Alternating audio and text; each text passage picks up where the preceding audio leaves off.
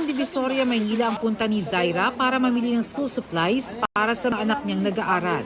Mas mura kasi kumpara sa mall. Tatlo yung estudyante ko. Kapag bumili ako ng bulto, may chance na hindi ko mabili yung iba pa. Tulad ng uniform, ng bag. Ayon sa mga tindera sa Divisoria, mas mababa ang presyo nila sa ilang school supplies kumpara nung isang taon. Mas mura po kasi ngayon ang school supplies since mababa namin siya nakukuha. So kaya namin siya bigay na mas mababang presyo. Base sa nilabas na gabay ng Department of Trade and Industry na gabay sa pamimili ng school supplies, ang 80 leaves na writing at composition notebook dapat nasa 13 to 52 pesos. Sa spiral notebook, 14 to 49 pesos naman. Kung may tahi, hanggang 47 pesos. Ang intermediate pad, 22 pesos ang pinakamababang presyo. Ang kada piraso naman ng mga panulat, 12 to 18 pesos sa lapis at 3 to 21 pesos sa ballpen.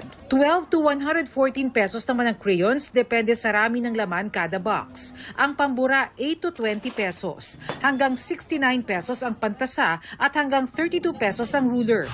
Depende naman sa pwesto ang presyo ng school uniform. Sa pwesto ni Jimmy Manansala, hindi anya nagbago ang presyo. Medyo makakamura kapag dito sa bangketa lang.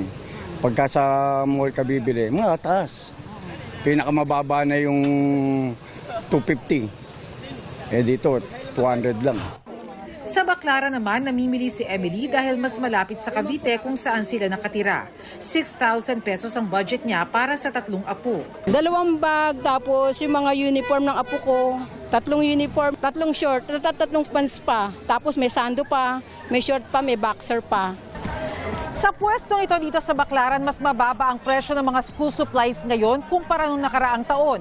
Mahigpit raw kasing kakumpetensya ang mga online sellers. Mas mura ngayon, hindi noong nakaraang taon.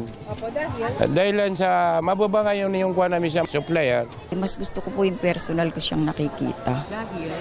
Para kung may defect, kita mo na siya agad. Bernadette Reyes, Nakatutok, 24 Oras.